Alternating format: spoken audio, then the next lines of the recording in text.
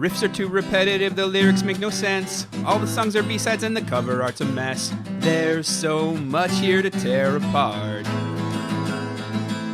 Listen to it for a week, now that week has passed. It's Why I Hate This Album podcast with Tim and Garrett. Hello and welcome to another episode of Why I Hate This Album. I am one of your hosts, Garrett Harvey. With me as always, co-host extraordinaire, Haley Joel to my Osmit, Timothy Richardson. Tim, how are you doing? I am doing great. I am excited for another potty. I see you're sticking with one of the stupidest terms you've ever found. You ready to pod, though? You gotta stop saying that. Let's get to podding. It's a podcast. It's not a pod. It's not a potty. It's not the Podomatic. Tim, what album are we talking about this week? This week, we are doing Bon Jovi's Slippery When Wet, released August 18th, 1986. The never requested Bon Jovi. Finally, we are tackling some of the 80s greatest hits. What'd you think, Tim? Do you hate this album? I don't hate it, and that kind of surprised me. I thought I would. Interesting. I am less surprised. Well, I assumed you would love it, given your 80s experience. You mean being a child during that time? Child, young adult, either way. I'm going to need you to stop implying that I was a young adult in the 80s. I won't. I'm just slightly older than you. I am not an old man. That's yet to be seen. Listen, it's unclear how old I am exactly, okay? But I am not nearly as old as you like to characterize me as. Did you hate this? I also did not hate it. However, I didn't like it as much as I expected to. Yeah. I think it is aged really poorly. Oh, yeah. But I tried to think of it in two different contexts. One, today, how I feel about it in this moment. And two, I tried to look at it in the context of 1986. I guess I tried to average those two feelings. How'd that work out for you? Not hating it, not particularly liking it. I kind of landed on the same page, and in fact, it might be somewhat prescriptive of the way we do the show. Those songs which I thought that I even enjoyed, dare I say liked, I now don't much care for. Yes. Obviously, this is not the first time you've bombed a Jovi or two, but what has been your experience with this band prior to this delightful week? This is one of those bands I didn't hear that much given the overseas living, but I definitely heard all of the singles for this multiple times, and I looked through some of their other albums. I'm pretty sure I owned Keep the Faith, that shitty album with all the hands on the cover. How strange. Yeah, it was maybe the first album I ever remember purchasing and then just immediately realizing that I've wasted my money. I mean, you must have just been at the age where you're like, oh, Bon Jovi, I've heard of them. Yeah, this was right after the Nirvanas, the Guns N' Roses, the Weird Al, the Space Jam. What a weird little boy you must have been. Yeah. What about you? I assume you have heard this 1,000 times. Am I correct? Yes and no. I definitely owned this album on cassette, and I certainly know the hits. However, there are a number of songs on this album that I swear to God I've never heard before. Yeah, there's at least 4 I don't think I'd ever heard. And it's not hard to understand why, because even if I did, they are so unabashedly forgettable. And there's a bit of a trend, I don't want to get too far ahead, but you can almost call which songs are going to be terrible before you ever listen to them based on who's involved in their creation. I think you can almost tell just based on the song titles. If you were to just show me the back of this album, I could probably pick out the singles just by what they're called. We'll dig into it a little more and we'll see if that theory proves out. But before we do, you've heard the classics. I definitely had this on cassette. I may have heard all of them. But before we dig into it, let's take a step backwards. Let's find out how we came to get the great Bon Jovi. What is the history of this band? John Francis Bongiovio was born... That's not his name. You added something. Bon Jovi? Bongiovio. I don't know. It doesn't matter. Again, you are adding syllables. He has a dumb name, and I'm not going to apologize for it. He was born a steely-eyed, permed, high-cheekboned baby in New Jersey in 1962 as the son of 2 former Marines who went on to become a barber and a Playboy bunny/florist. I'll let you decide which parent was which. JBJ grew up in a working class family.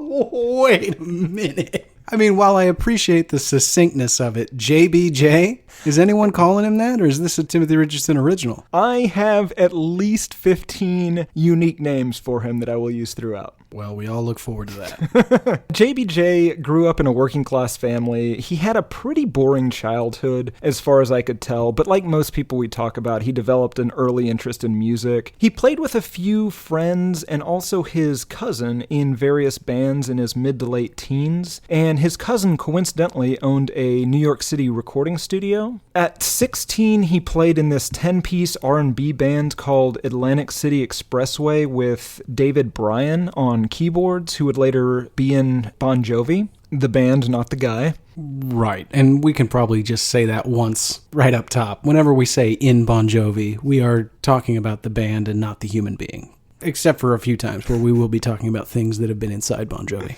Yes. Bon Jovi also performed with bands called The Rest and John Bon Jovi and the Wild Ones around this time. But in 1980, John took a job in his cousin's recording studio in New York, and as luck would have it, they were set to record a Christmas album while he was working, and his cousin recommended him to do some vocal work on it. So Bon Jovi's first official recording was with a choir of children on the song R2-D2 We Wish You a Merry Christmas for the album Christmas in the Stars, the Star Wars Christmas album. Now, Garrett. Yes. Did you listen to any of that? Of course not. You missed out. That is a great song. It is on YouTube. I suggest you listen to it immediately. I can't imagine that it's great. Oh, it's terrible, Garrett. It's the Star Wars holiday special of albums. Well, that's not hard to imagine. 1982 was a magical year. So is he singing like children, or are the children singing like Bon Jovi? Well, they're sort of doing a chorus behind him. Oh, that doesn't sound like it would go well together at all.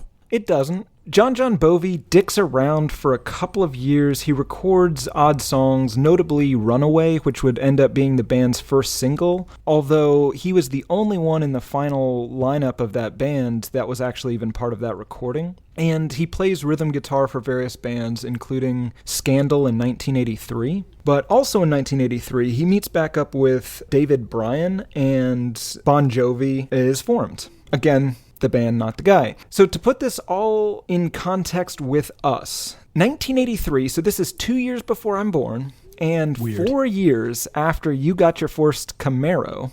Okay. And I have to say, those early 80s pictures of you in that car, your mustache was so goddamn full. They're amazing. We should put some of those up on the internet. We can't do that because they don't exist, because I was not of driving age in 1982. Anyway, the original name of the band was Johnny Electric. I think that might be in the top 10 most 80s band names I've ever heard. I wish that they had stuck with that name. Yeah, because Bon Jovi is a dumb name. Wait, hold on. Let me ask you this. You said that sounds very 80s. To me, that sounds very 50s. To be honest, in some ways I sort of conflate those two decades. What? Well, let me rephrase. I don't necessarily conflate them, but I think that musically, there are a lot of parallels. I actually think that you're onto something here. And while it may be subtle to somebody who hasn't really thought about it for a while, but the level of manufactured organization to the songs, particularly as we'll address in this album, is very similar to some of those early Hitsville USA songs where it was verse 1, chorus, verse 2, chorus, bridge, solo, done. I was almost 100% sure that you were going to bridge the gap there with Back to the Future, Marty McFly.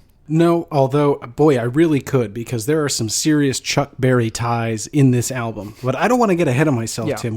We are not at the point in the episode where we can even begin to discuss time travel. That's fair. That's usually a latter half thing. Anyway, they renamed themselves Bon Jovi in the model of Van Halen. They actually, now this is an instance where somebody with a really shitty idea had a good friend that was like, hey, Johnny Electric's a really stupid name. You know what's real popular? Van Halen. You know what your name is? Bon Jovi. Why don't you do that? A real Garrett of a friend. I'm just looking out for you. Yeah. In 1984 and 1985, they released Bon Jovi and 7800 Degrees Fahrenheit, which commercially were both pretty disappointing. They made it to number 43 and 37 on the charts. And Von Bon doesn't have a particularly positive opinion of them either. I read some quotes about the first album. He said, "We weren't a good band. We didn't become a good band until the third album. But we had a drummer who could keep time." Now, I read as well that these were not hits. They still sold a decent number of albums, and they charted in the top 50. Sure. That's not a bad album. Yes, but the majority of their sales came after this album. Oh, sure. Absolutely. Yeah. About the second album, Bon Jovi would say, "I always overlook the second album. Always have, always will." All right. But in 1986, the album of the week, Slippery When Wet, gets released, and it is immediately a hit. They go on this 232-date tour with dates in 5 different continents. And the second they get done with that, they record the follow-up album, New Jersey, which goes septuple platinum, and they go on an even longer tour. And by the end of that, they all kind of hate each other and depart in 5 separate private jets, presumably in completely opposite directions. Can't blame them. If you and I went on that many days of a tour, well, one of us would be dead. Possibly both of us. I mean, that people weren't meant to spend that much time around each other. I want to talk a little bit about the creation of this album. It certainly will help to inform the listener as to what changed on that third album. John Jovi realizes that this isn't quite working out. We're missing the mark. We've got all the ingredients, but something's not quite right. So they take a step back. They decide that they're going to be a little more commercial, a little less quote-unquote heavy, whatever that means. I mean, I know what it means, but I don't know what Bon Jovi means by it because, I've heard those albums. They are not heavy. So they hire Bruce Fairbairn, which is a weird name, to produce the album. He'd worked with the likes of Aerosmith, AC/DC, INXS, several other very successful bands. Do you know who was the mixer and the engineer on this album? I do. Longtime friend of the show, Mr. Bob Rock. You may remember him from our Metallica episode. So hitmaker Bob Haircut, this Bruce Fairbairn dude who's definitely got the bona fides, and then most importantly, Desmond Child. Did you read about Desmond Child, Tim? I did. I kept thinking of Destiny's Child, but yes. And I did too. I guess that means we're both a little stupid. Desmond Child was brought in to help the Jovi team write some new songs. And when I mentioned earlier that you can kind of tell which songs are the hits and which ones aren't just before ever listening to them, that key bit of information that's going to clue you in is Desmond Child's name on it? Mm-hmm. Because if it isn't, and it's a Jovi original, go ahead and hit next track. It is very clear when it says co-written by Desmond Child and John Bon Jovi. Really what's going on is Desmond Child wrote them a good song, well, a popular song, and Bon Jovi put his name on it as well. So they all move up to Montreal, I believe it was?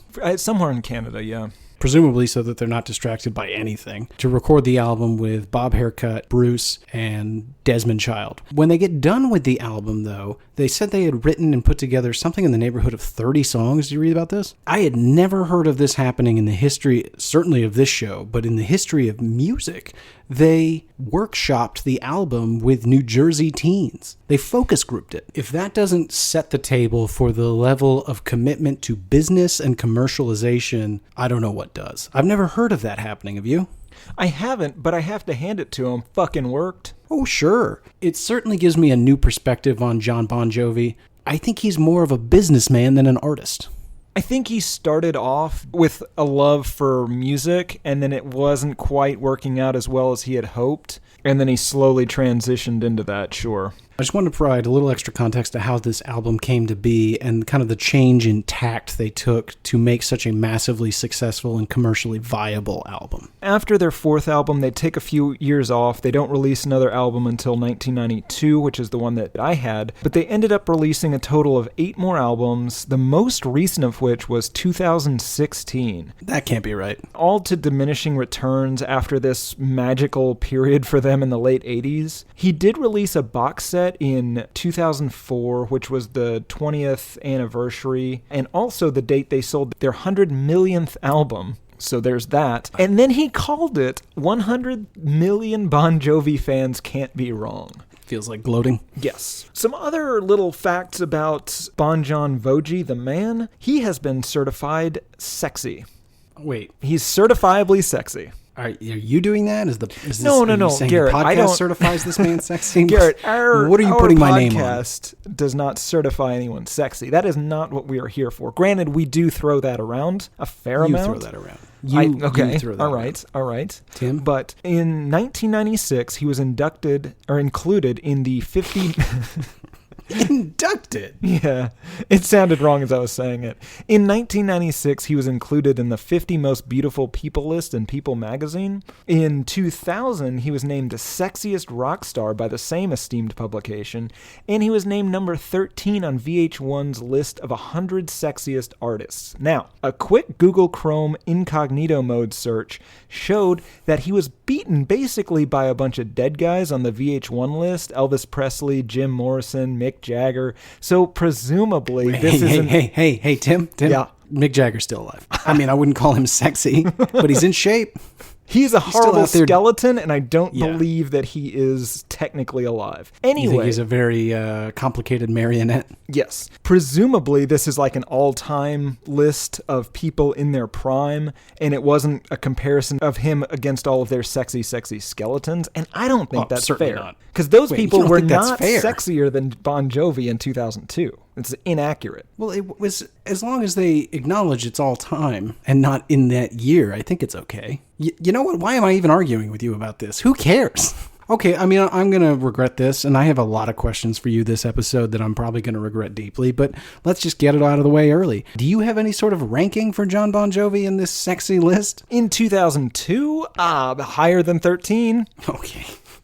But while we're on this topic, I just think I should mention Google Chrome. They have a new and improved incognito mode. It is perfect for all of your Bon Jovi and pornography and Bon Jovi pornography related searches. Try it today, but incidentally, not too much came up on the Bon Jovi pornography hunt. He's a pretty classy guy. Tim? Mm-hmm. Did you just do a read for Google Chrome? No, was that a paid advertisement? Garrett, I am just expressing to our audience a product that I enjoy for various Bon Jovi and pornography-related needs. Right. Seems like you hit some very specific product terminology, though. I'm going to need you to write me a check. No. He also did a really great job as Victor Morrison on Ally McBeal. Just really solid work. 2002 was a magical year both for Bon Jovi and for me as a young boy. Wow. I don't want to know any more about that. Did you happen to learn about how they came to the name of this album? No, I didn't. Oh, well. While they were up there in Vancouver, the band named it Slippery When Wet after visiting the No. 5 Orange Strip Club, which is a very odd name for a strip club, in Vancouver. According to Mr. Sambora, this woman descended from the ceiling on a pole and proceeded to take all her clothes off. Shouldn't have been terribly shocking to them. When she got in a shower and soaped herself up, we just about lost our tongues. We just sat there and said, well, we will be here every day. That energized us through the whole project. Our testosterone was at a very high level back then. What an odd thing for a person to say, right? The phrase, we just about lost our tongues. I assume that he'd been watching a great deal of Looney Tunes? Yeah, that was my thought as well. The fact that he's energized by strippers is peculiar as well, and seems to attribute getting super horned up by going to the strip club to his success back in the studio with his fellow guy pals. But being horny had nothing to do with this album making money. That is all sitting at the feet of Desmond Child. And I was unable to find any quotes regarding his horniness. He may never have been aroused that entire writing process. I don't know. Well, then I don't understand how this is so successful. This is really important. Let me go get real horned up. And I'm going to sit down and do some good work. I assumed that was your entire philosophy behind this podcast. No, well, it is not, first of all. Oh my God. Second of all, that certainly explains a lot of things that I've been dealing with you here. It does not. I feel as though you've been trying to match that ethos and come in here pretty, shall we say, excited? Well, that's fair, but it's for a completely different reason. I care nothing for the quality of this podcast. Okay, well, I don't want to know why then.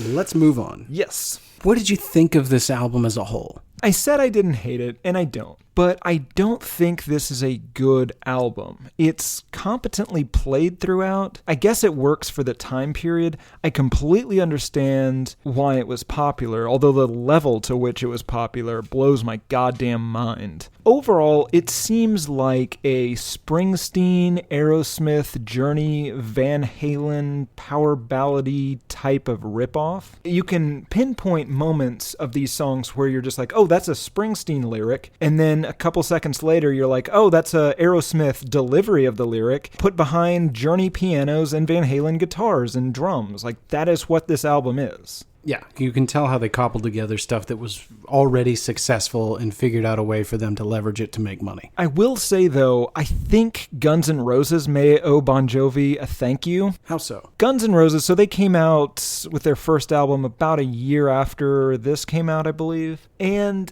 to me, it hits a lot of the same notes, with the exception that Guns N' Roses at least had the good sense to be edgy, and Mr. Boji, he seems to just be going like almost the Troil route, where it's just try and make this as bland as possible so that you can listen to it with your children, you can listen to it with your grandpa, it'll be fine. Yeah, I think you're 100% right, and it gave them something to say, we're not that. Guns N' Roses could say, this isn't that Bon Jovi nonsense. I want to ask a controversial question. Is Bon Jovi a good singer? I think he is. Wow. Yeah. I mean, he's not a great singer, but I think that his voice services the songs. Yeah, it's not grating. It's no Chinese Democracy. Sure, but it's also no Appetite for Destruction. Exactly. In my mind, he was a better singer. I should say that. It had all of the low quality of a bar band without any of the charm a la a Springsteen. Yeah. It lacked authenticity. And again, that's because there's nothing really authentic about it. Mm-hmm.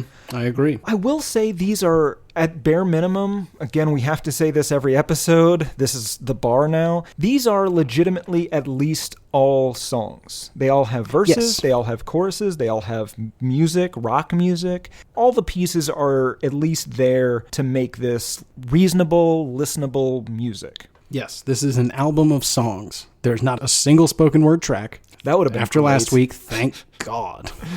You know what? That would have been great. I have to compliment you, Bon Jovi. Congratulations on making an entire album of music. However, that album is wildly uneven. I read a Rolling Stone review of this album, so I have to give them partial credit. This thing is just wall-to-wall cliches of 80s rock. Oh, yeah. Well, that's because they just stole from all the most successful aspects of it. Sure. We've both kind of said it. It's very cliched. There's really not much to dig into aside from saying that it's fairly shallow. It was looking to make a bunch of money, and it succeeded. I think we're ready to dig into the song by song. Yep. Track number 1, Let It Rock.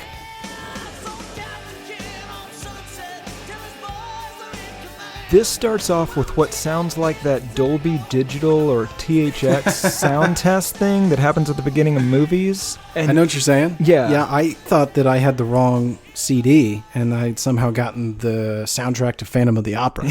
Yeah. The organ solo, it bothered me all week. I finally figured out exactly what it is. It's the band's Chest Fever. Wow, I never would have figured that out. It starts off exactly the same. And then it takes a wild turn into generic 80s rock song. Yeah, and again, the song title, as you said, Let It Rock, I can't think of anything more generic than that. I mean, I assume the original title was Rock and Roll.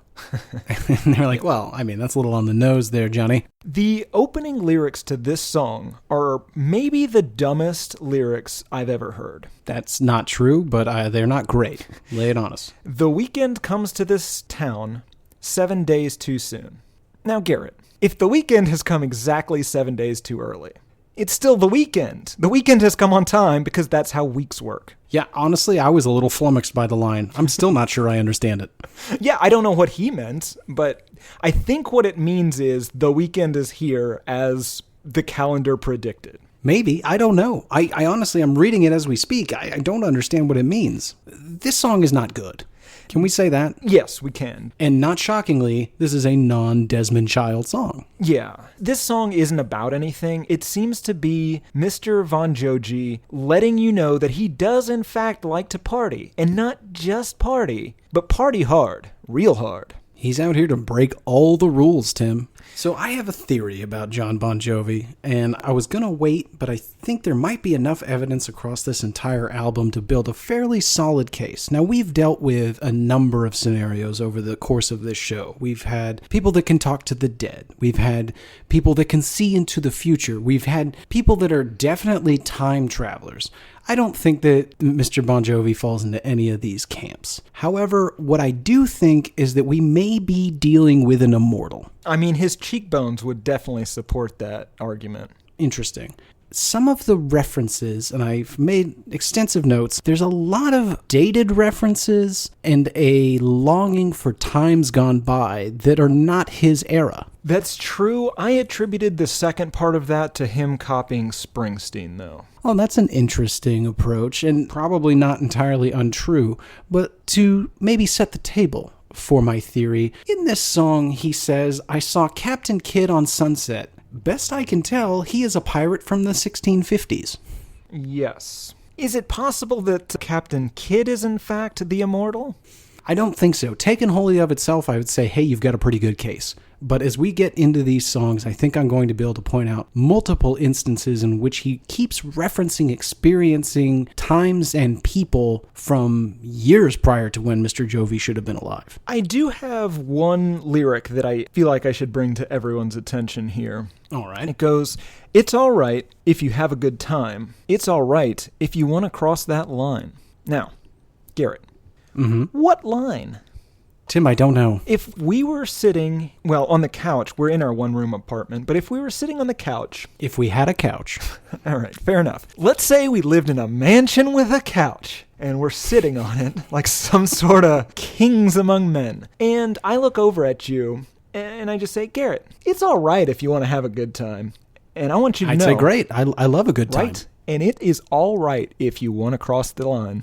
I would probably leave. Yeah, to me it sounds like an ode to a Minneapolis airport men's room. You can just tap that foot and you know what? Now, Tim, you must be referencing ex-Senator Larry Craig, who had a bit of a mix-up in an airport bathroom in which he may or may not have tapped the toes of an undercover agent who was working on a sting operation after it was very well known that gay men were having affairs in this bathroom. Mr. Craig, of course, didn't mean to do this at all and was just saying hello to a good friend in a stall next door. As you do. Right. I'm sure you've all done this 100 times. Just, hey, buddy, let's have a good one. Here's a little toe tap. Particularly notable because Mr. Craig was such a staunch anti-gay rights senator. Funny how that worked out. That never happens. Yeah, it's shocking. Here's a chilling thought, Tim. Perhaps you and Mr. Jovi are in a room together, and you get the opportunity to ask him, what does this line mean? And he says, what line would you like to cross? Yep. Point Bon Jovi. You ready to move on? Yes, I am deeply troubled. And we've just gotten started. Track number 2, You Give Love a Bad Name.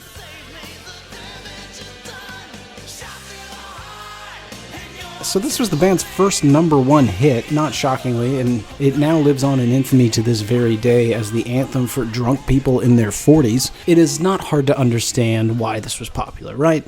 Absolutely not. This is exactly what I was remembering Bon Jovi to be. And what's interesting about that memory is, in my mind, I was like, well, I may not like every song on the album, but songs like You Give Love a Bad Name, I'm gonna love it. Turns out, not so much. It's fine. It is not nearly as good as you think it is. It's pretty straightforward, right? Somebody's been jilted. This woman is giving love a bad name. So this was written by Desmond Child? One of the two? Yeah, of course it was. One of those two. No, it was not written by Bishop Desmond Tutu. It was written by Desmond Child. Right. But it's kind of weird for Bon Jovi to be singing this. And there's a lot of songs on this album like this, where it's a song about this woman that did him wrong despite the fact that Bon Jovi's been married for 30 years. If you view it solely from the singer's point of view, it doesn't really make sense. I'm glad you brought this up. I think I might have a solution for you here. One of two things is going on. Either A, he has lived many lives, Tim. As I mentioned, he may be what we in the business call an immortal. So as one wife or relationship ages and dies, he must then move on to another. So over these many lifetimes, he's bound to have had an extensive amount of experience in the neighborhood of love and has come to the realization that some women just give love a bad name. Now, that's one possibility. Very likely. Pretty hard to punch any holes in that theory. However, in this particular song, there is the line, a schoolboy's dream, you act so shy. Your very first kiss was your first kiss goodbye. Could this be Mr. Bon Jovi letting us in on a little secret that he may have been one of those lucky young men in a relationship with his teacher? Oh, that is not where I was going with that at all. That's very possible.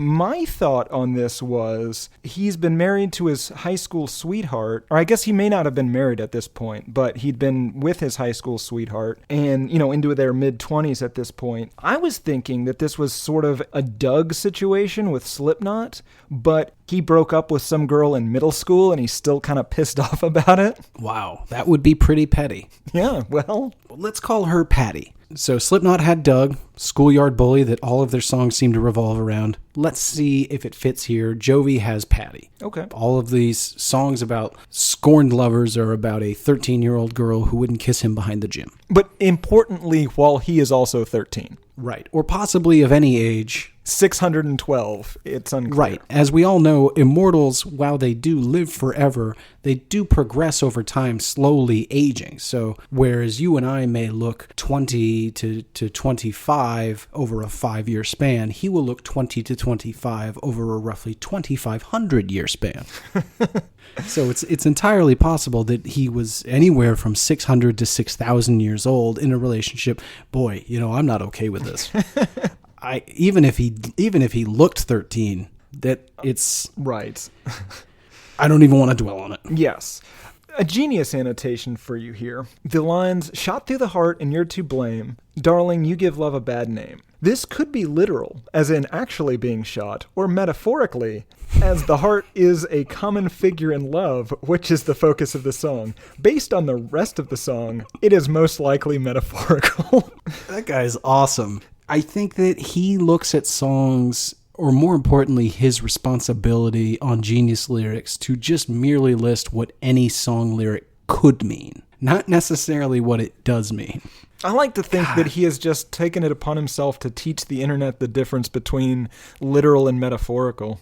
He's going about it in a very odd way. Well, he's doing the Lord's work, and a lot of times, Garrett, it's hard to know the mind of God, the Lord's plan, if you will. Boy, you are segueing into something so relevant for the next song, it's not even funny. But before we get there, insane fact here. This song, as we mentioned, was written mostly by Desmond Child. But this song was originally written for Bonnie Tyler and recorded under the title If You Were a Woman and I Was a Man. Yeah, I found that to be very confusing as well. You've heard that song, right? Oh, yeah, absolutely. Right. That doesn't sound anything like this. It is not. And the reason it's not is because whenever they decided to record it for this band, they retitled it and rewrote all the lyrics and then somehow called it the same song.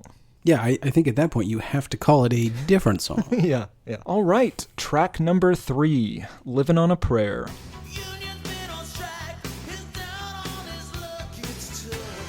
This reminded me of every establishing shot in any 80s movies, like think Ghostbusters generic footage of New York City. Okay. And I think it's done on guitar, but the best description I can come up with is it sounds like an electric mouth harp, or... I think it's something called a talk box. You're essentially right. It's sort of a Peter Frampton thing where your voice is put through a digital synthesizer where it's in the key of the guitar in which you're playing it through. Yeah, it's not a person's normal voice. This song is remarkable for a number of reasons. Once again, this is another Desmond Child original, not shockingly. It is another song that I thought that I loved. It might be the one that came closest to my own memory. It's dumb, but it has garnered over 460 million views on YouTube. It is very popular, and I don't really understand why. Nostalgia.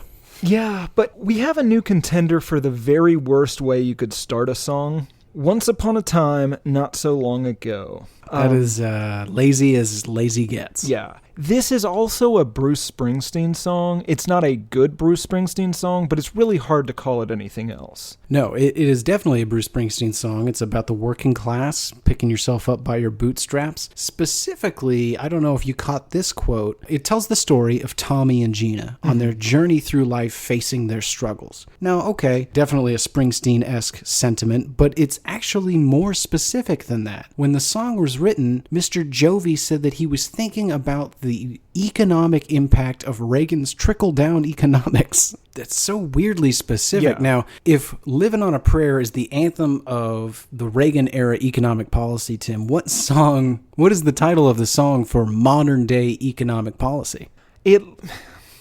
I'll tell you what I came up with. All right. Unfortunately, the title's already taken, but I think it's the most apt. Move, bitch, get out the way. Jesus Christ, that's accurate. The lyrics, very specific here. Tommy used to work on the docks. Union's been on strike. Gina works the diner all day, working for a man. She brings home her pay for love. That is 100% a poor man's Bruce Springsteen. Somehow this song is ranked the 46th greatest rock song of all time. That feels high, right? How many songs do the Beatles have? At least 47. Okay, so we know that it should be at least at 48. And I would argue there are plenty of other bands that you could put before this. Again, I don't hate this song. The last one didn't stand up nearly as well as I'd hoped. This one, it's kind of, musically, it's a little unique. It's definitely super 80s. I don't love it. I mean, I've kind of ruined all of these songs for myself. I don't know if I can ever listen to this album again.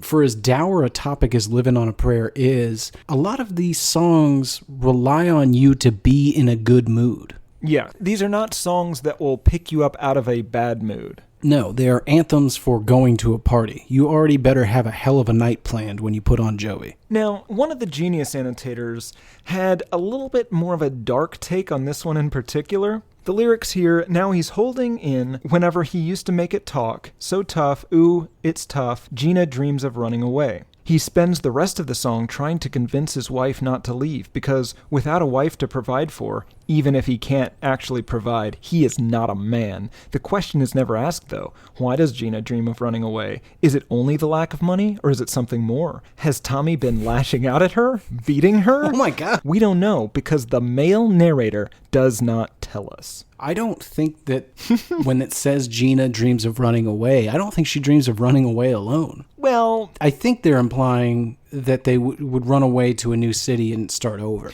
But I don't know that you're necessarily factoring in the hidden references to physical abuse that are layered throughout this song, Garrett. Those don't exist. That man's an idiot. That's amazing. So, okay, I don't want to move out of this song before I address something that I think that you've been very actively trying to skirt around. And I'm going to hold your feet to the fire here, Tim. I hate to do this on the mics, but I've been wanting to address it for a little bit. Now, before we hit record every week, Tim insists on a pre-podcast prayer. I'm uncomfortable with it. He insists that we hold hands. He says that it improves his ability to perform on the show and that it's just a great way to get, quote unquote, aligned with Jesus. Yes. All of this is accurate. Right. I don't like it. And I've also noticed, Tim, that the amount of time in which we are holding hands once the record button has been pressed has been getting longer. That's uncomfortable. But the reason I bring it up in this song is not only are you making me pray to a God that I don't necessarily believe in, or at least don't worship actively, and hold your very sweaty hands as you lead me in a prayer that really I don't think we need for podcasting. But I got to point out the plagiarism. Some lines that I've heard in your weekly podcast prayer. We've got to hold on to what we've got. So take my hand. We'll make it, I swear. It's really hard for me to ignore the fact that you've been lifting lines from Bon Jovi. Did you think I wouldn't notice? Here's the thing. I assumed that you were very familiar with this song. I thought it was more of a reference, not a theft. Whenever I try to bring you to Jesus, I have to find a commonality here. So I have to find something you're already familiar and comfortable with to really bring you in, right? So you come for the Bon Jovi quotes, you stay for Jesus. I want you to know every time you say Jesus in those pre-podcast prayers, I am saying Satan. And sometimes sandwich. I'm often hungry when we do this. Track number 4, Social Disease.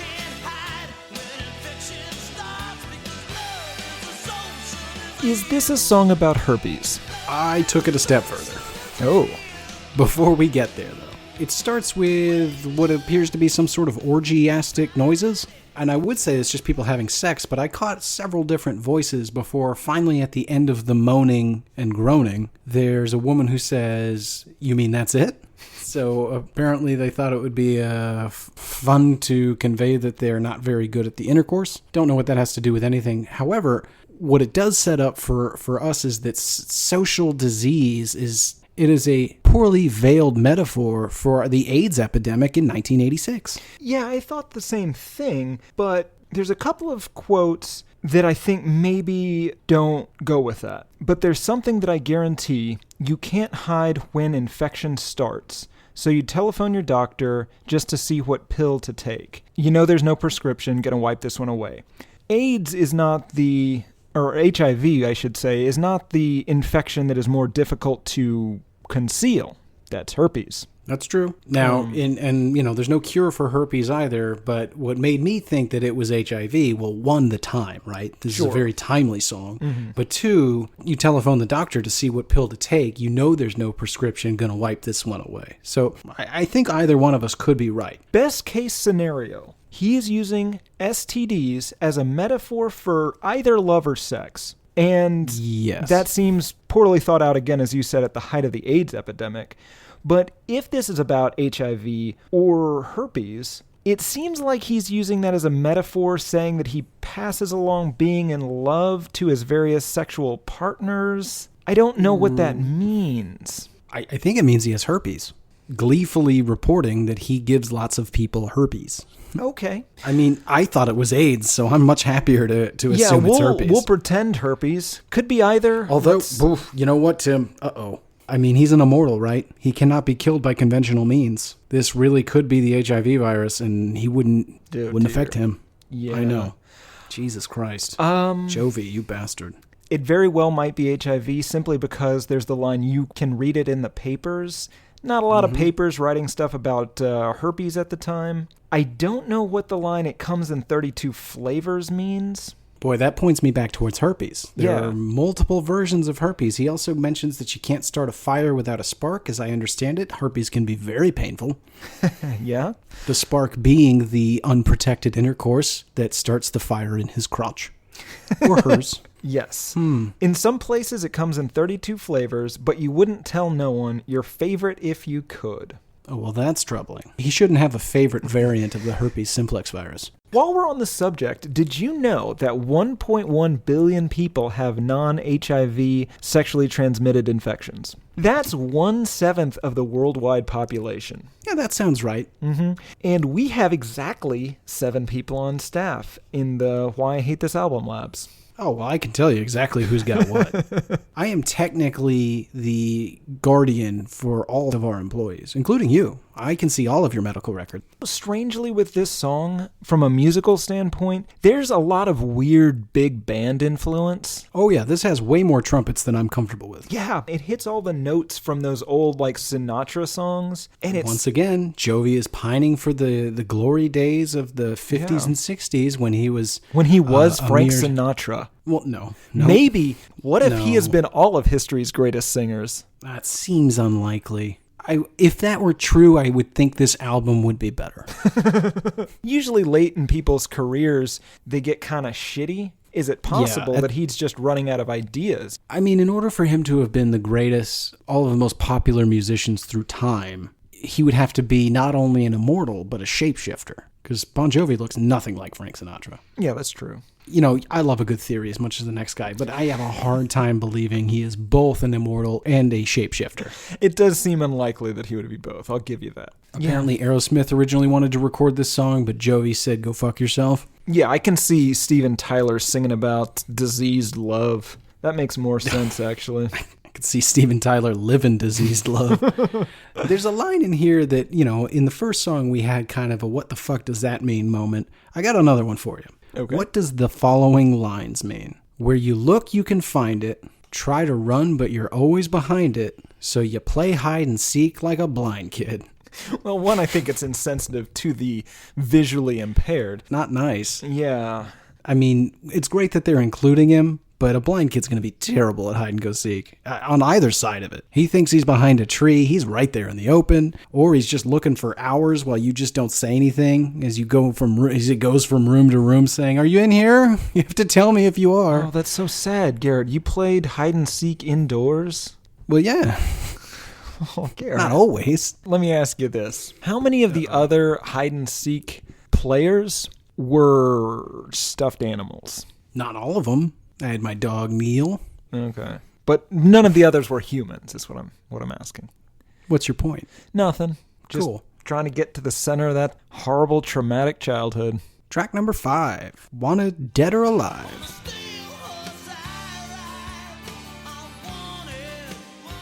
Any chance of me liking this song was ruined shortly after college. I believe you were there when this was ruined. Oh, was I? I think so. I like to be there when things get ruined for you. So we were watching a UT football game in probably 2008. The quarterback and the wide receiver for the team, Colt McCoy and Jordan Shipley, they would go around playing guitar in Austin, and they would do terrible covers of this song. And at one point, they had a little segment, whenever they show the different players and like, oh, this guy's majoring in, who gives a shit? But so they had these two guys on, and they wore cowboy hats and just embarrassingly crooned this "Dead or Alive."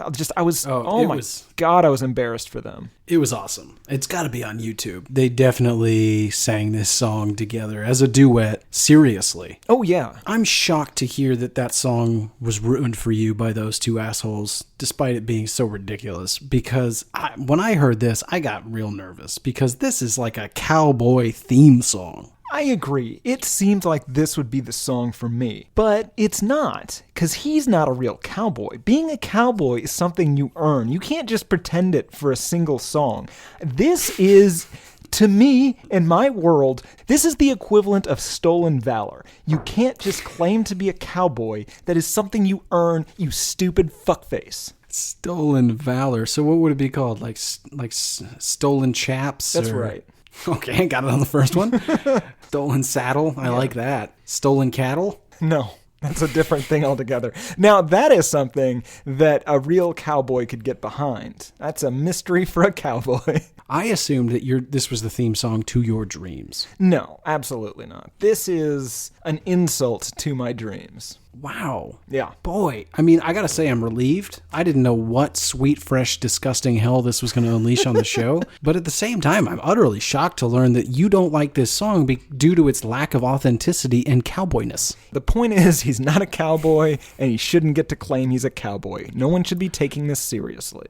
Okay, well, I'm going to see if I can blow your mind here. As we all know, Emilio Estevez wanted to use this song in the movie Young Guns 2, which Mr. Jovi has a cameo in. Mm-hmm. I was a giant fan of this movie as a child. Please don't judge me. But Bon Jovi felt that the lyrics did not accurately depict the period of time in which the movie was set. It was not relevant enough to the classic Western lifestyle. So, of course, instead, he wrote the hit song Blaze of Glory, later releasing it on a different album with additional songs inspired by the movie Young Guns 2, but not appearing in the movie Young Guns 2, making him a bit of an insane person.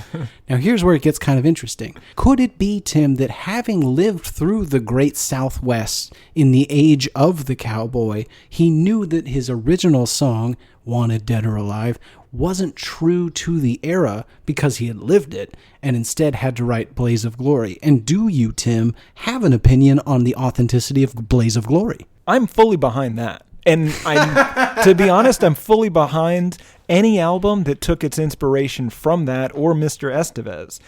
This song just doesn't do it for me. And by it, you mean... anything. There's just no movement whatsoever. I am unmoved. You're just left flaccid and wondering why it was ever created. Okay, don't be gross. This isn't a sexual thing. Nothing about the Cowboys is a sexual thing. I like cowboys. I like their lifestyle. I think it's pretty cool. I would, like to go out there someday to the range. But, again, I'm not claiming that I'm a cowboy. Mm-hmm. I respect them and what they do and what they've done for all of us. I would never dream exclusively of them. That's beyond my control. You don't think that might have something to do with your opinion about them?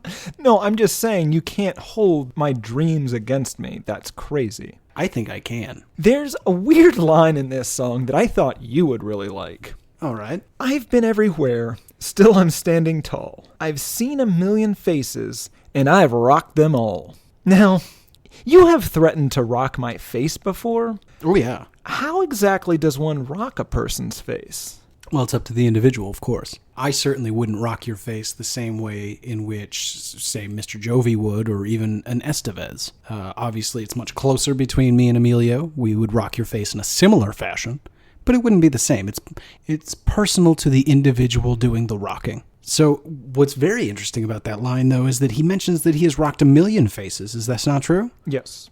could this be, once again, he has lived so long as an immortal that he has known many names and lived in the lives of many people and seen many faces over his many years. And all of them. And rocked every one of them. I assume it's a reference to the fact that he has played music in front of millions of people. Could be. But I like to think it's because he's the undead. Yeah. It could be both. Well, that goes back to your theory that he may have, at different times throughout history, been a popular musician prior to his joviness. Yeah. I've seen pictures of Mozart, and it's not a perfect match, but it's not dissimilar. Was it Beethoven who was deaf? Yes. Maybe that was Jovi, and the deaf thing was just so that he didn't have to speak and prove that he didn't know, what was it, German? Garrett, I feel like if you've lived all these lives, you have plenty of time to learn German. Hell, I know German. It's not that difficult. Have you seen John Bon Jovi talk? I don't think that language is his forte. I mean, you've heard the lyrics of these songs. I was going to say, given the lyrical intricacies and the metaphor upon metaphor and the face rocking included in all of these, I would say he's got a pretty goddamn good handle on our language, at least. Well, yeah, he definitely speaks in your language. According to Mr. Jovi, this song is not actually about cowboys. It is about the lifestyle of every rock band and how that was similar to the Outlaws of the West as a young band of thieves arriving into town, stealing the money, the girls, and the booze, and being gone before the sun came up. I was unaware they were stealing women. Oh, yeah. Cowboys stole women. So I had a personal realization with this song that I'm sad to say. I told you I was working on a new song for Texas Toast, our personal band, our country pop band, and I thought I was done. And upon hearing this song, I realized that the song I was working on, Buttered or Dry, is actually just Dead or Alive. Yeah, it does weasel its way into your head. Yeah, I thought I had something going off the Texas Toast theme. I was like, oh yeah, we can kind of do a Buttered or Dry. Nope, it's just Dead or Alive. It's how you want it. Anyway, I think we're ready to move on. Track number 6, Raise Your Hands.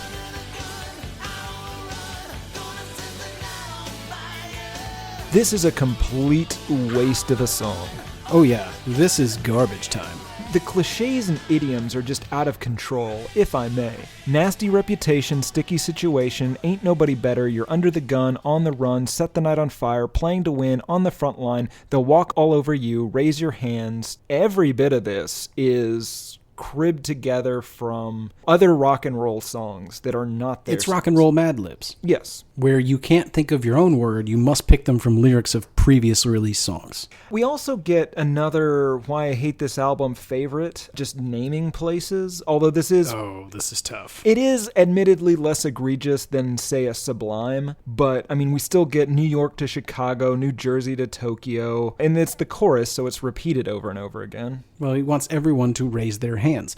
It's clear that this song was written so they would have a song to come out to get everybody in the audience excited when they played live. So that was my original thought as well. In fact, Bon John said that raise your hands is my way of saying good morning class in some interview. It's funny you say that he was quoted as saying, this is my version of saying good morning class, which first of all, what is he talking about? But more importantly, when I heard this song, I started picturing like this might be the best song ever to teach a second grade class how to raise your hands to ask for things. Some lyrics. Raise your hands when you want to let it go. So if you need to go to the restroom, just simply raise your hands. Raise your hands and you want to let a feeling show. Raise your hands. I would have no problem just playing this for a bunch of 8-year-olds to teach them how to raise their hands to ask for things. Is it possible that he originally wrote this song as some sort of 1830s school marm in like South Dakota? Maybe that's where he learned about the cowboy life. That's why it rings false whenever he says it, because he wasn't part of it, but he does have knowledge of it. So he was the local school marm, a learned man, if you will, not out there on the range wrestling dogies and the like. So he doesn't know the cowboy lifestyle, but simply observed it, all the while thinking of new and exciting ways to educate children on the proper decorum in the classroom. Yes, exactly. I think you're onto something here. It took me forever to figure out why, of all of the songs on this album, I actually recognized this one. Do you know what great movie this song briefly appears in? No idea. It appears in the movie Spaceballs when Barf played by John Candy, the great John Candy, is first revealed to the audience. He's dancing, listening to heavy metal, this song, and eating dog chow. The only reason I was actually able to figure it out is that I have Sling, which I can't recommend enough. Not doing a product read, just something I like. Right, exactly. That's what I'm always doing. No, you always have very specific language, and I can tell that you're hitting key talking points. You're going to write me that check. Anyway, with that comes a free subscription to Starz, the worst movie channel on the planet. But they've been airing the shit out of Spaceballs, so I caught it like 3 times this week and finally saw that scene. Just as a podcast, that was a joke. Garrett does not hate Starz. We as a podcast do not hate Starz. We love Starz and recommend it to our listeners. I don't. That is a garbage station. Garrett, you are costing us money. Stop Costing you money. Garrett, stop it. Fuck you, Tim. And fuck Starz. There's no actual content to this song, as we've sort of mentioned, but I want to read a specific bit here. Tell me if you can figure out what this means. But I ain't here looking for surrender. I'll raise the flag if you'll defend her. It's up to you. Any I think ideas? that's probably from a time in which he spent at a fort or outpost. Oftentimes when out on the range, military would create an outpost for their barracks and for holding arms in case they were invaded by, and forgive my language, this is just theirs at the time, savages, or potentially the Union. I think, once again, we are just seeing that Mr. Jovi was around at a time where you had to still defend your fort by raising the flag and staking a claim. Perhaps he was at the Alamo. Track number 7, Without Love.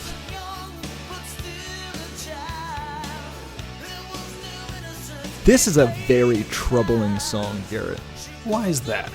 Some lyrics here. She wasn't young, but still a child. I don't know exactly what that means, but I think it means mentally childlike. She is physically an adult, but she is mentally a child. Okay. Wow. Now, interesting. Keeping that in mind, she wasn't young, but still a child. There still was innocence in painted smiles. She called to me as I passed her by. Lady of the night looked in my eyes. Is she innocent? Is she a child? Is she a prostitute? Is she a mix of some of these things? Now, it's one of those times you can't be all of them. You can pick 2, but no more. You can be innocent and a child, but not a prostitute.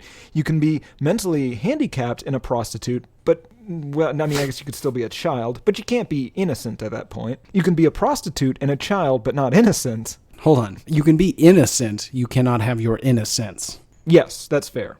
Good catch, Garrett. The fuck is wrong with you?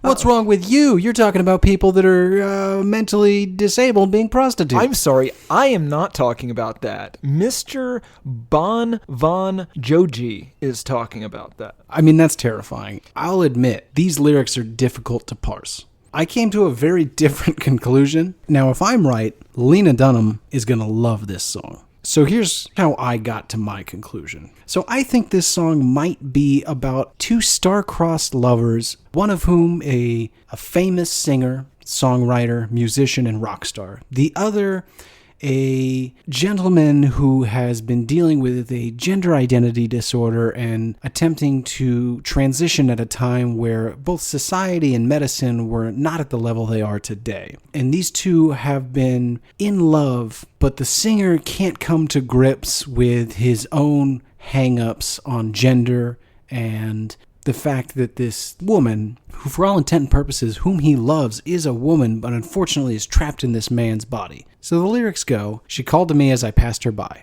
Lady of the night looked in my eyes. She said, I've been through some changes, but one thing always stays the same. So I think we all know what that means. The wiener.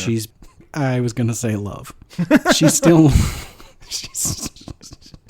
She still loves him as she continues her journey from a biological male to that of a woman that she's always felt inside. Then later, you get the lyrics, I saw a man down a lonely street, a broken man who looked like me, and no one knows the pain that he's been living. He lost his love and still hasn't forgiven. He said, I've been through some changes. So now they've met again on this street. She further along in the process to realizing her true self, and he with a little bit more time and perspective to understand that a penis shouldn't get in the way of things. Garrett, this You have gotten there. This is what I've been trying to tell you. For him. Oh. It's not going to get in the way for him. It's just going to push it to the side? Or did you mean emotionally? It is neither out of sight nor out of mind. Oh, Jesus Christ. It's a love story about two star-crossed lovers who can't get up past their own personal hang-ups, and as they're trying to deal with their own personal journeys, they reconnect and find that they're both in a different place and want to give love another try. Because without love, Tim, without love, they have nothing. So why is she still a child? Oh, that part still eludes me entirely. Perhaps she is a child in the sense that she is young or new to her new body. Okay. This new female body is that which is innocent. Okay, She's not a child. You're getting me there. Oh my God. I can see that I am, and I'd like to move on.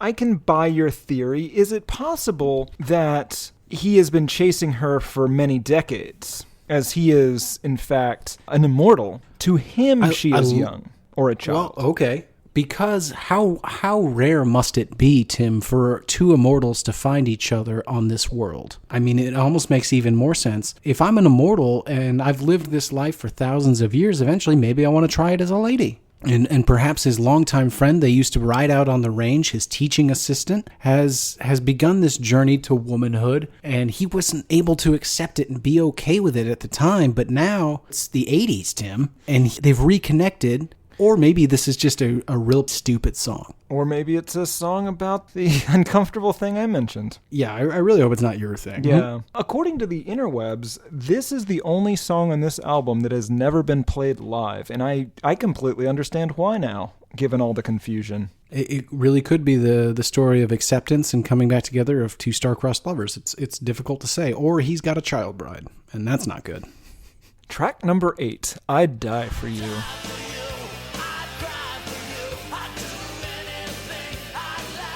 This sounds a great deal like Journey's Ask the Lonely. It's a very specific reference, but I agree. Holy Christ, it's very similar. Before we dive into this, Tim, I've got some questions. Would you die for me? Yes. Would you cry for me? I have. Would you do anything for me? No. Would you lie for me? It has been established in a court of law that I would in fact lie for you. I have a question for you. I don't know exactly when this song was written, but you get 365 choices. What day of the year do you think this song was written on? February 14th. February 15th was my guess. Yeah, this whole song rings like he forgot to get someone flowers on Valentine's Day. Perhaps it is this transitioning now woman, and she's mad, and so he wrote a song about how he's really, you know what, it's not that he doesn't care, it's that he's so far above that. He would die for somebody, but maybe he forgets some of the little things. Interesting. I labeled this the song that triggered 1,000 restraining orders. It is so over the top. I think that he's trying to talk her into a double suicide. Some lyrics. In a world that don't know Romeo and Juliet, boy meets girl and promises we can't forget. We are cast from Eden's gate with no regrets. Into the fire we cry. So clearly, we all know how it ends for Romeo and Juliet, and they seem to be threatening, or at least he wants them to jump into a fire. Nah, it's a pithy love song. If it came right down to you and to me and you know it's true. Baby, I'd die for you. So I am picturing several different people routinely scrawling these words onto notes in their own blood, or potentially singing them outside of firmly locked windows to people that are just trying to get them to understand I am not into you. One thing that I thought was very funny with this song, the chorus that you read, I'd die for you, I'd cry for you, I'd do anything for you, I'd lie for you. The order of those things is very strange. Like, he starts off with dying, and then to me, I thought he was almost backtracking, just, baby, I'd die for you. Well, I mean, I'd cry. You know what? If I'm being honest, I would probably just lie and to get out of this. Yeah, he really did start at the top and then work his way down. Maybe he's singing it ironically, knowing that he can't die. He can make this true pledge to a woman without any real consequence. Oh, and you maybe know he's What's that? This is genius. So with the Romeo and Juliet thing, he's saying, we're in love, but we can never be together. Let's drink this poison. We'll both die. We'll be together forever. They both drink it. She dies. And he's like, all right, well, on to the next one. Jovi's a real bastard. Track number 9, Never Say Goodbye.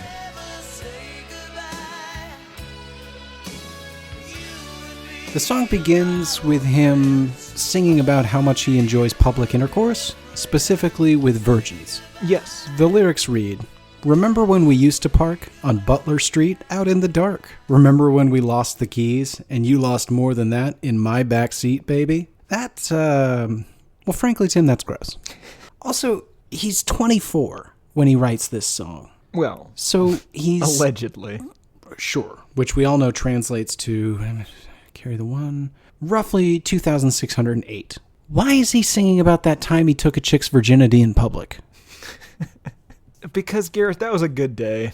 You know, you gotta remember the good days to really get you through the bad ones. Sure, but he's got thousands, if not millions, of days to choose from. Yeah, but what about the Emancipation Proclamation? What about the U.S. getting its independence from Britain? All the while he was banging some virgin in a covered wagon out in front. That's the thing about the Bon Jovi. He wasn't a part of all of those moments. He was there, but he always got distracted by having sex with a virgin in public.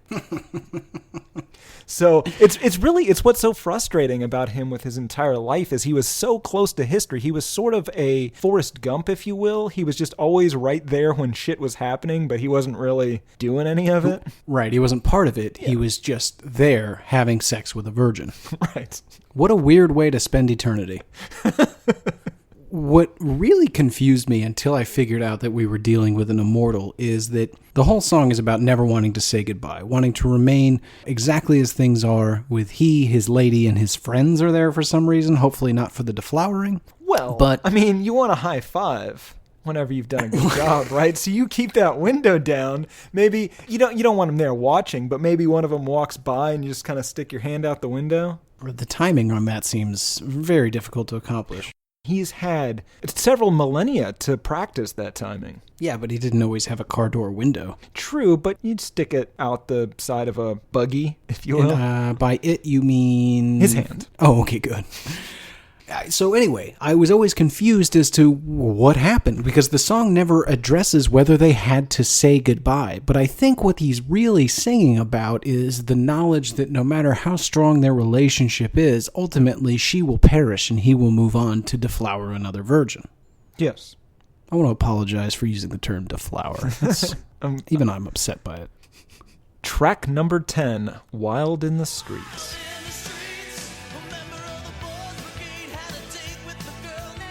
You know, honestly, I could hardly get over the fact of how much this sounds like Springsteen's Dancing in the Dark. I could hardly get over the fact that this is the second song in a row to reference banging in a backseat of a car. He says, we were cruising to the backbeat, oh yeah, making love in the backseats. Just traveling from car to car, ruining that upholstery. Let me ask you a question, Tim. What is the Boys Brigade? Again, I assume it is some sort of Revolutionary War child soldier thing that he was leading a part of. The lyrics, a member of the Boys Brigade had a date with the girl next door. I think that this is a quaint, like, 1940s group of street toughs. Like, before gangs became terrifying, they, what's your gang called? We're the Boys Brigade. They settled things with knives and creative dance. Yeah, now there was that Kid Rock drug dealing gang called the Best Friends. Yeah, I think that was ironic. The Boys Brigade could have also been a 50s high school band, a Buddy Holly kind of thing. We were wild in the streets. That is said at least 50 times. I didn't count. Did you get an official number from Brad? No. Brad is currently indisposed, and he is not allowed to speak. He is not allowed to make eye contact, and he is not allowed to listen to anything other than Florida-Georgia Line. I've duct taped a headset to his ears, and until he learns to get his act together and stop coming at me with so much attitude, that's how he's going to stay. I'm just going to say this. Even Brad doesn't deserve the Florida-Georgia Line. Don't you dare defend him. I'm not. I'm just saying that's too much for anyone. That is garbage music, and Brad is above it. I mean, we are on day 9. I should. Oh my God. I should probably take those things off. Yeah, he is. He's dead. No, I've been feeding him and changing his bucket. Oh, okay. Is he a little insane? Sure. Oh my God, Tim, it's right there staring me in the face, wild in the streets. This man was running wild, mad with his ability to have sex with virgins in cars. Okay. I mean, I would ask you to stop saying it, but he's saying it a lot. It's our responsibility to address the lyrics in the song. Yeah. God, I'm disgusted with him. Yeah. This album ends with a whimper and not a bang, that's for sure. There's nothing else to say about this stupid song. Let's talk about how it did then. I have a feeling I know. Yeah. But this album did so well. This peaked at number 1 in the US. It was in the Billboard Top 20 for 38 weeks, including 8 weeks at number 1. It had 2 consecutive number 1 singles on it. I've got a question for you. So this only made it to number 5 on the Dutch mega charts. What the hell does it take to get on top of those people? Like, that might be the most exclusive club in all of music. They are a very discerning people. I've made it very clear that I don't want to discuss the Dutch mega charts with you. Right, but this is an interesting thing. We've never had a number 1 album on the Dutch mega charts on this show. This album would go on to be certified diamond, and it has currently sold 12 million copies in the US, over 20 million worldwide. It is the 48th best-selling album of all time, and it was also the best-selling album of 1987. So, to put that in context, I want to give you some other albums that were the best-selling for an entire year, and they're not always what you'd expect. Like, for example, the Beatles never had an album on this list. 1967, you've got the Monkees. So weird. Yeah. 68, Hendrix's Are You Experienced? Okay. 70, Simon & Garfunkel, Bridge Over Troubled Water. Pretty good year. Yeah. 72, Neil Young's Harvest. Nice. 83 to 84, we've got Michael Jackson's Thriller. Great job. 85, Springsteen's Born in the USA. Cool. Then it takes a turn. 92, Billy Ray Cyrus, Some Gave All. Ooh. 93, wow. Whitney Houston, Bodyguard. Pass. 99, Backstreet Boys, Millennium. Ugh. 2000, NSYNC, No Strings Attached. What? 2001, Linkin Park's Hybrid Theory. 2011 and 12, Adele's 21. Okay, she's at least very talented. Sure. 2017, Ed Sheeran's Dividey Sign. God, that is enraging.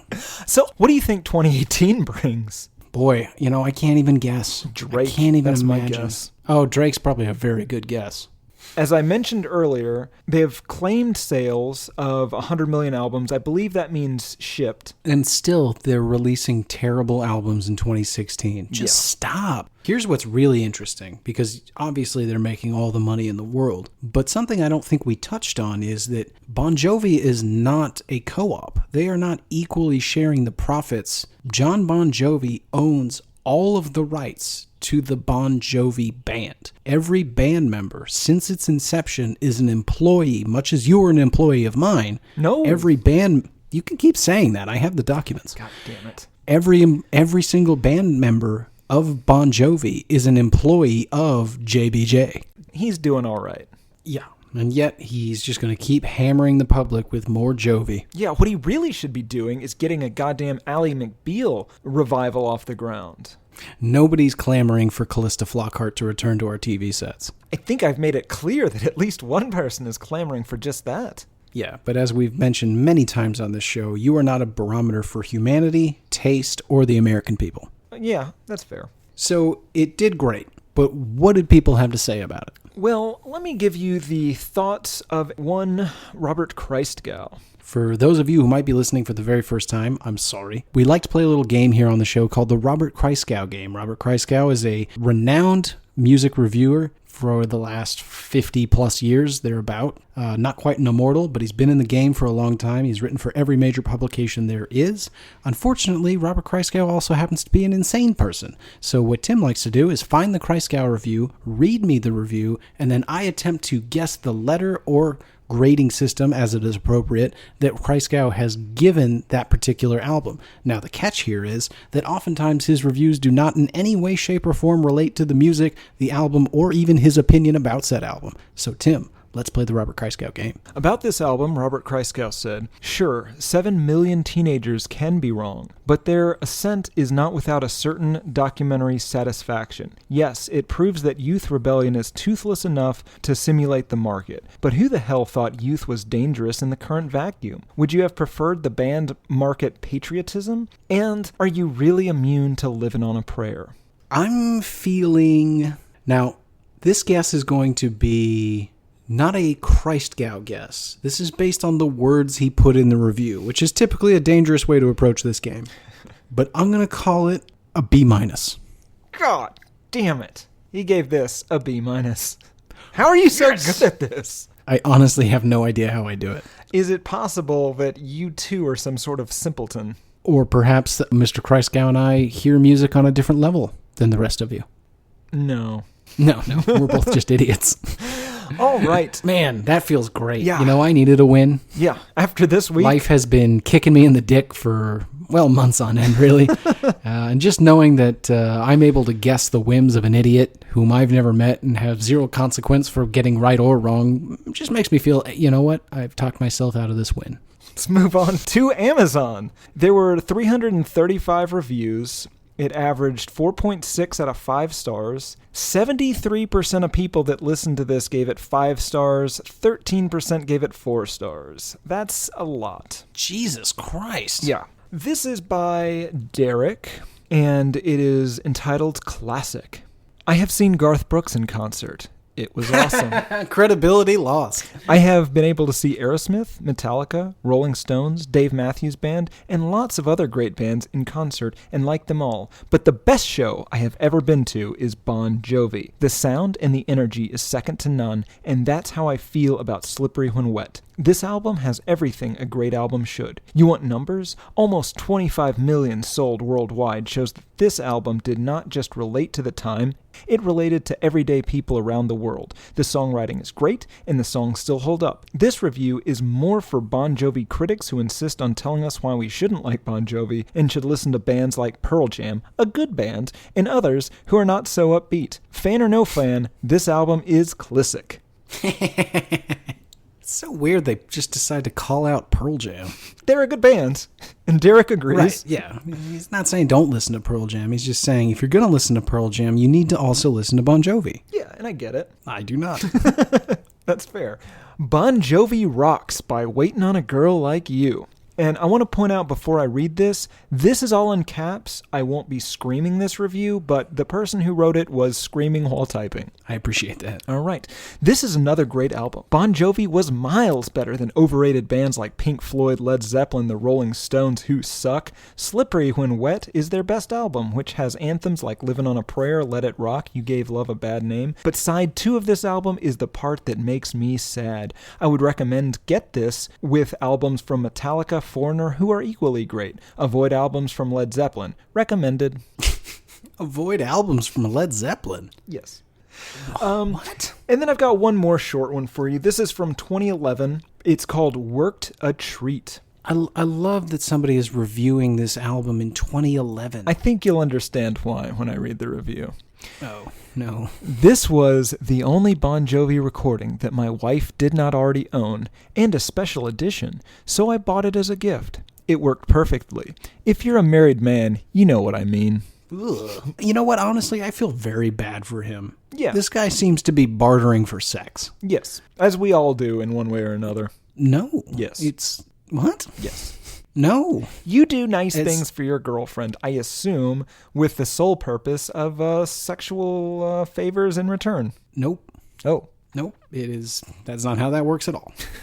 You have managed to make a loving physical expression, a tawdry exchange of goods and services for physical pleasure. Yeah.